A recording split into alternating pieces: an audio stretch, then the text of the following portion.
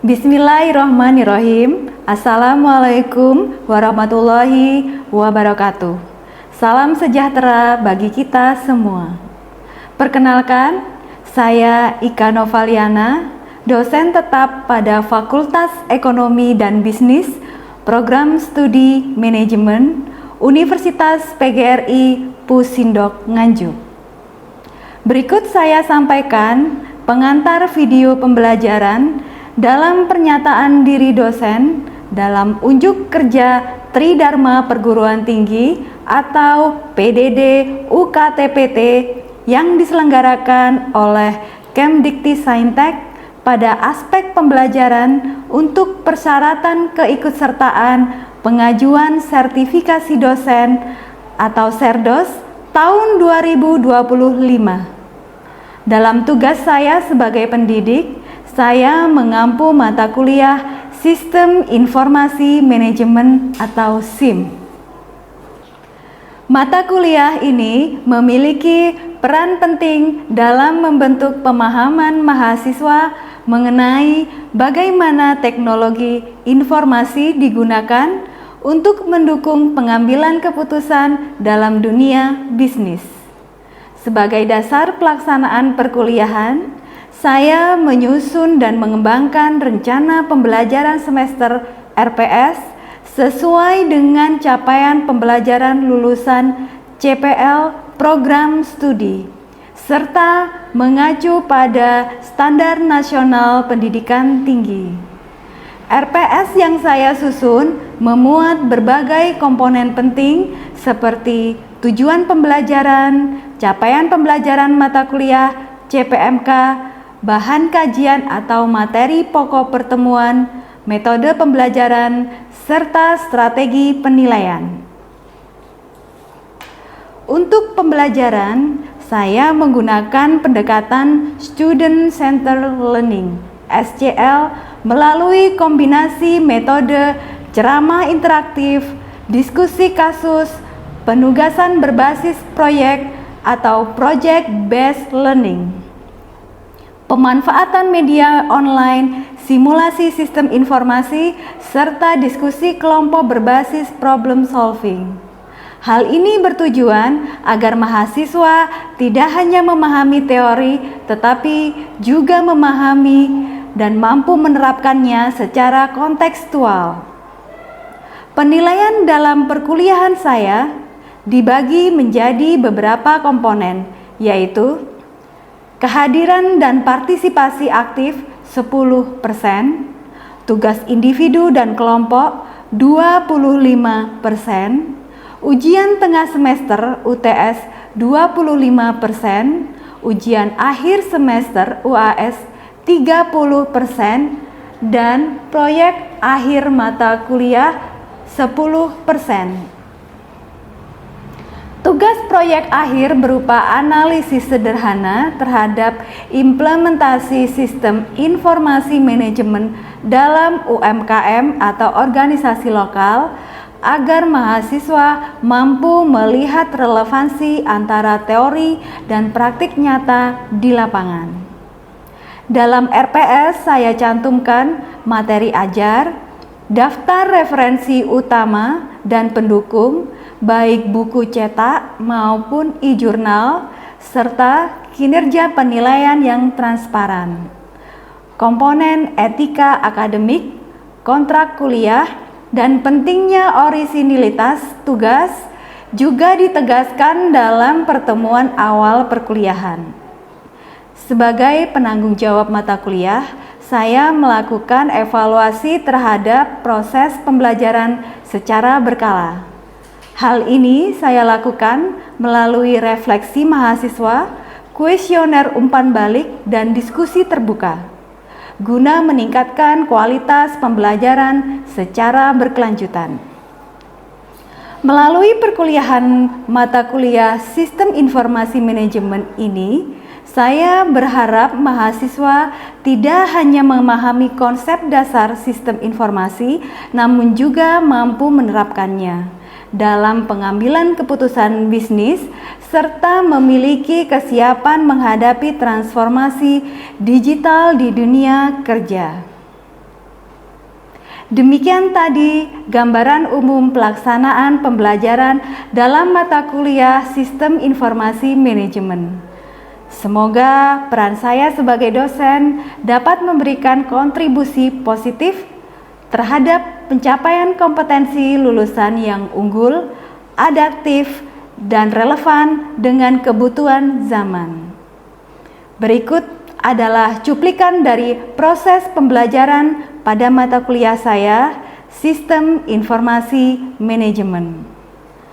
Terima kasih dan selamat menyaksikan. Wassalamualaikum warahmatullahi wabarakatuh. Assalamualaikum warahmatullahi wabarakatuh. Waalaikumsalam warahmatullahi wabarakatuh. Salam sejahtera bagi kita semua. Bagaimana kabar kalian? Alhamdulillah.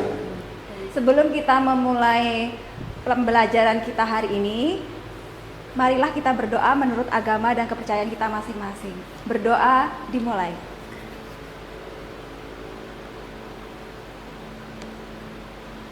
Berdoa selesai. Jangan lupa mengisi presensi kelas. Minggu lalu kita sudah membahas materi tentang konsep dasar teknologi informasi, di mana teknologi informasi itu sendiri merupakan segala bentuk informasi untuk mengolah dan juga merancang informasi dalam bentuk elektronik. Jadi teknologi informasi di sini merupakan gabungan antara teknologi komputer dan juga teknologi telekomunikasi. Biasanya kita sebut dengan IT, ya, Information Technology, atau TI, Teknologi Informasi. Baik, pada pertemuan ketiga kita hari ini akan membahas tentang konsep Sistem Informasi Manajemen. Apakah itu Sistem Informasi Manajemen atau yang lebih dikenal dengan SIM? SIM adalah sistem yang terintegrasi yang menyediakan informasi untuk mendukung fungsi manajemen dalam organisasi. Jadi SIM di sini merupakan sistem yang dirancang untuk menyediakan informasi yang dibutuhkan manajemen dalam pengambilan keputusan. Mengapa SIM itu penting? Karena SIM dapat membantu manajemen dalam menjalankan fungsi perencanaan, pengarahan, organisasian, dan juga pengendalian. Komponen utama SIM ada hardware, software, data, prosedur, dan juga SDM. Hardware tentunya kalian sudah tahu ya. Ini merupakan perangkat kelas komputer dan juga jaringan. Ada yang tahu contohnya apa? Saya. Ya, Mas Aibu. Contoh di hardware ini ada laptop, terus ada printer, mouse, ada juga smartphone, terus server, dan ada juga barcode scanner. Iya, betul. Kemudian ada software. Nah, software di sini merupakan aplikasi dan juga program untuk mengolah data. Ada yang tahu? Contohnya apa saja? Ya, Mas Aibu.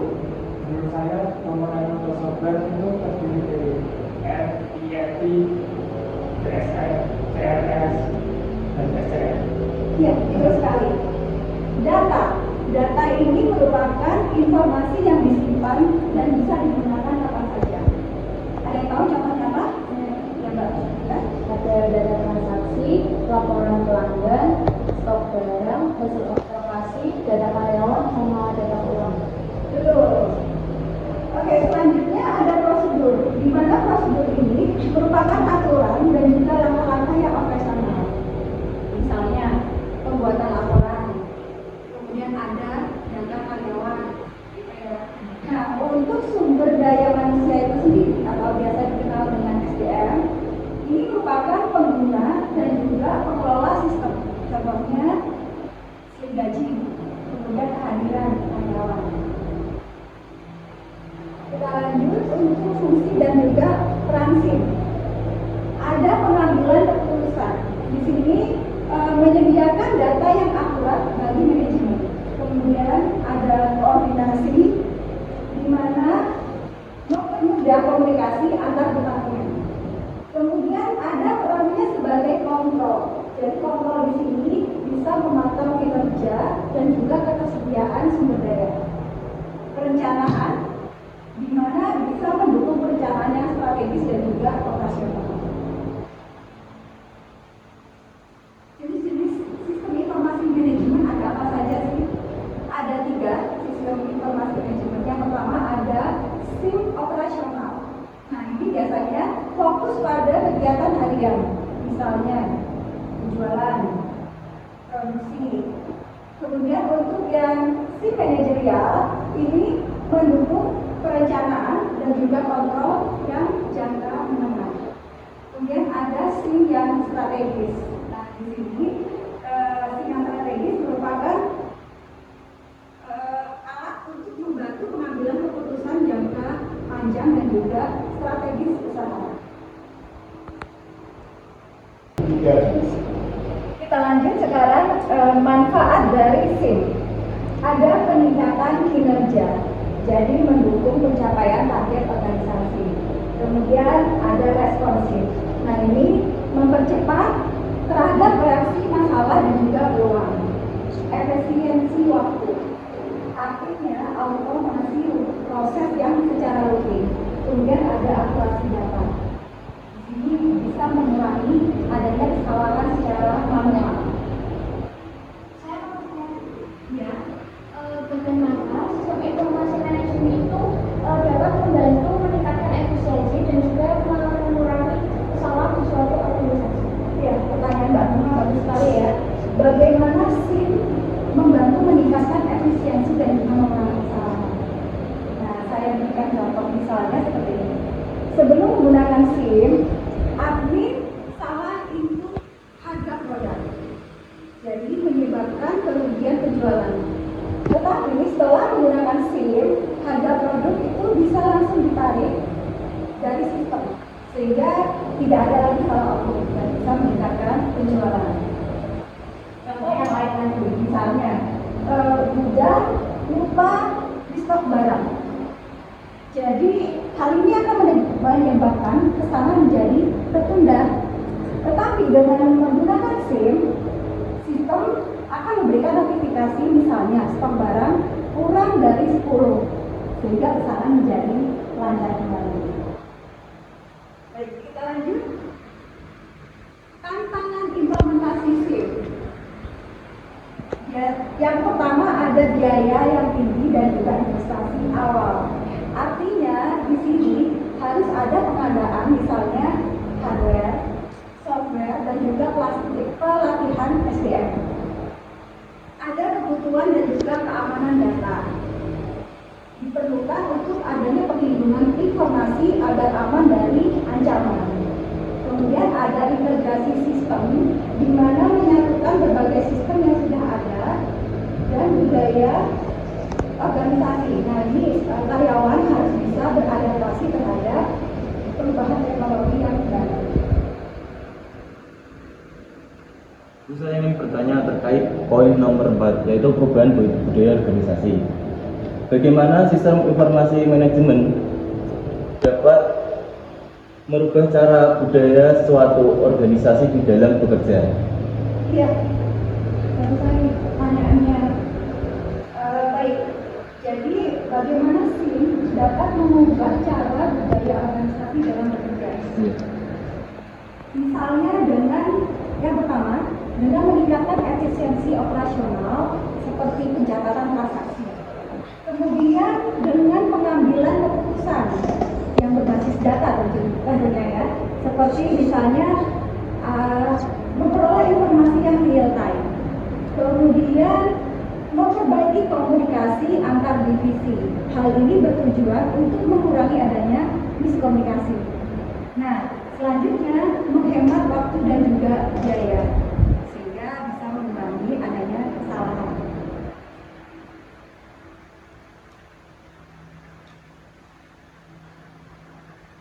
Ini ada beberapa contoh penerapan dari SIM ya, misalnya sistem informasi keuangan di perusahaan. Nah, di sini biasanya yang menggunakan SIM di sini misalnya tentang persediaan atau mungkin tentang penjualan. Selanjutnya sistem informasi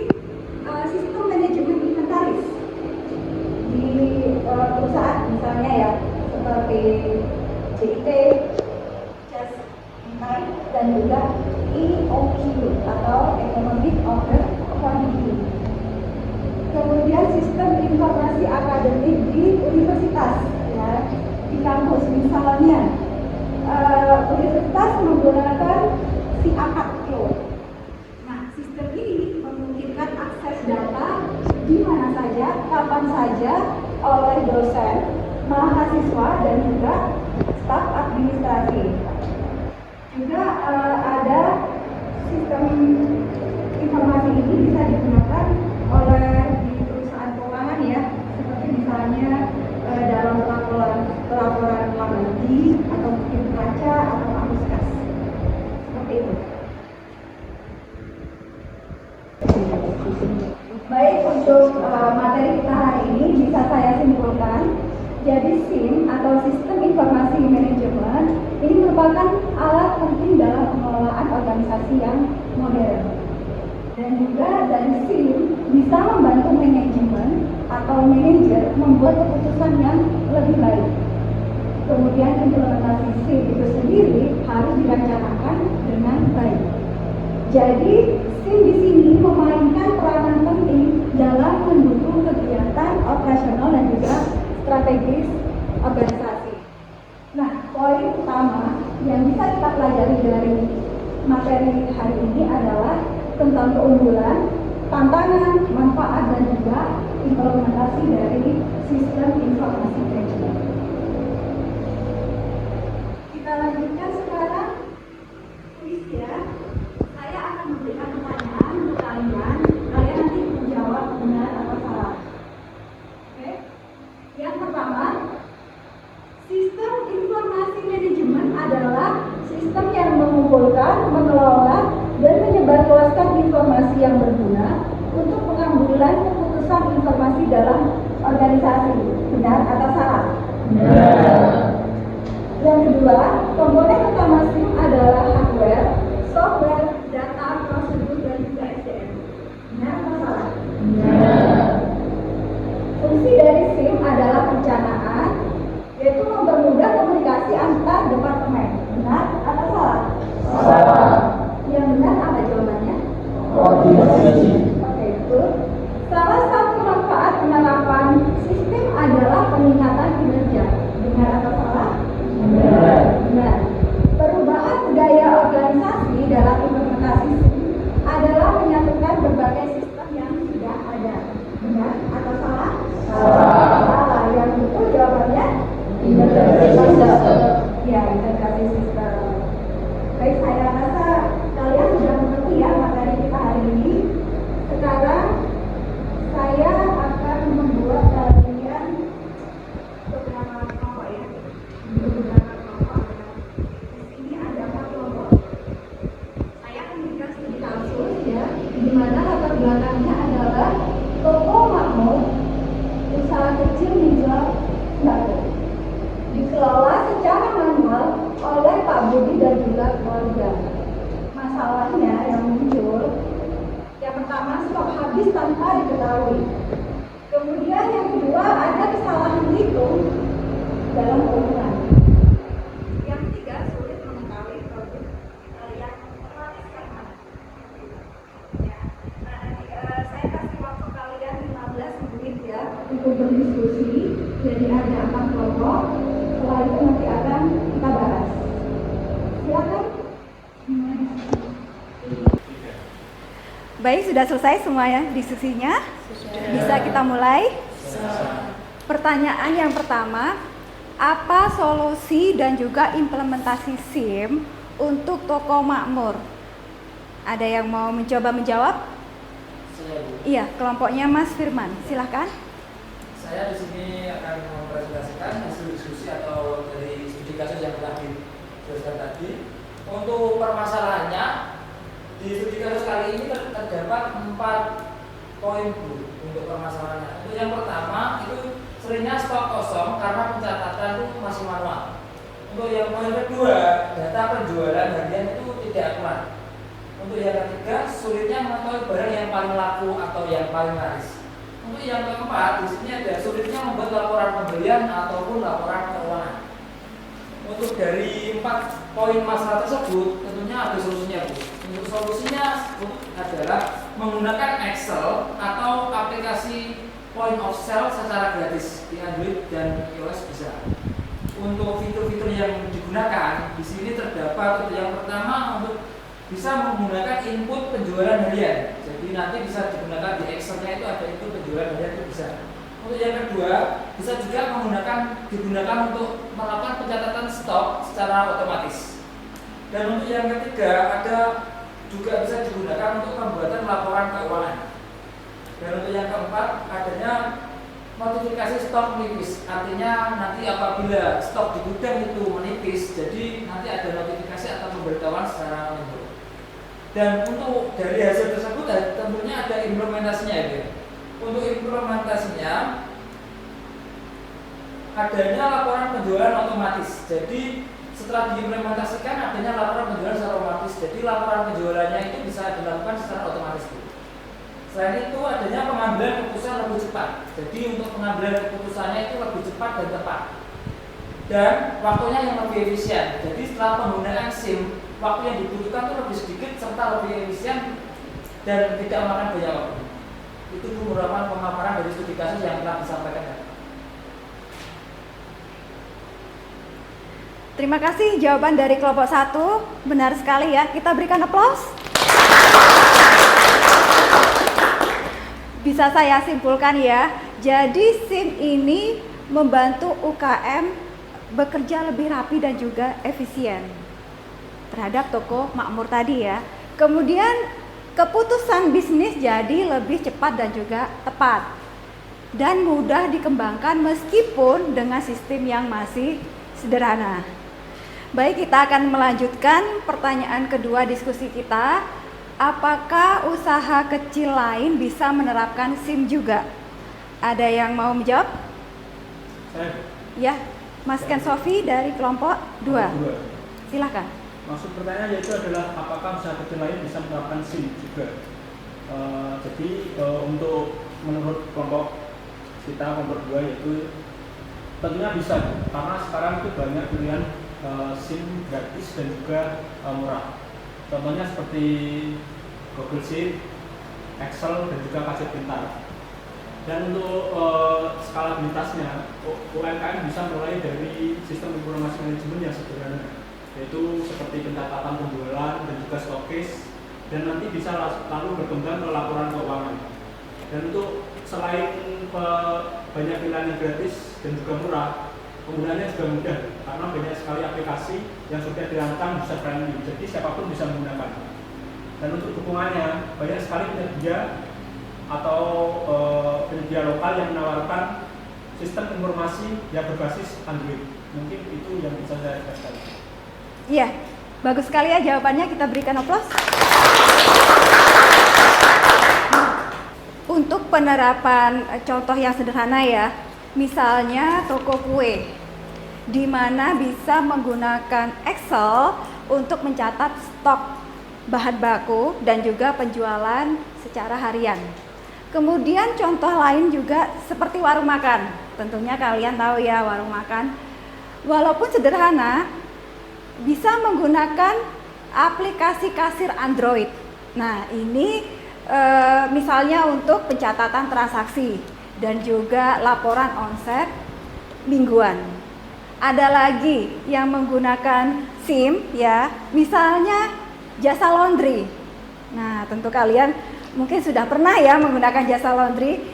Bisa digunakan ya menggunakan SIM yang berbasis cloud.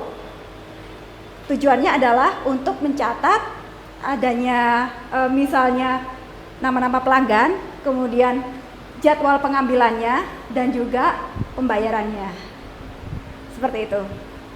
Oke, kita akan melanjutkan ke pertanyaan diskusi yang ketiga. Apa tantangan utama mengubah sistem manual ke digital? Ada yang ingin menjawab? Ya, kelompoknya Mbak Ika, silakan. Menurut diskusi dari kelompok kami telah menyimpulkan bahwasanya ada tantangan dan juga sudah memberikan solusi. Yang pertama yaitu kurangnya pemahaman teknologi. solusi yang bisa digunakan dari kelompok kami adalah bisa melakukan pelatihan sederhana atau bisa meminta bantuan dari karyawan ataupun merekrut karyawan yang masih muda yang tentunya paham teknologi sekarang ini. Yang kedua, pasti dari UMKM sendiri tuh banyak yang takut ribet ataupun mengira bahwasanya aplikasi seperti itu mahal. Dan itu bisa diberi solusi bahwasanya diberi pemahaman bahwasanya sekarang banyak sekali aplikasi-aplikasi gratis dan juga tidak ribet seperti yang sudah dipaparkan kelompok sebelumnya. Bahwasanya banyak sekali aplikasi yang gratis dan juga user friendly. Yang ketiga yaitu takut kehilangan data. Biasanya kan banyak sekali seperti atau penyimpanan hard disk atau error sistem atau bagaimana yang mengakibatkan kehilangan data. Padahal untuk sekarang ini kita itu bisa menggunakan Google Drive yang bisa di-upload ataupun upload untuk mencadangkan data-data kita yang penting tersebut. Oke, bagus sekali. Namanya kita berikan tepuk.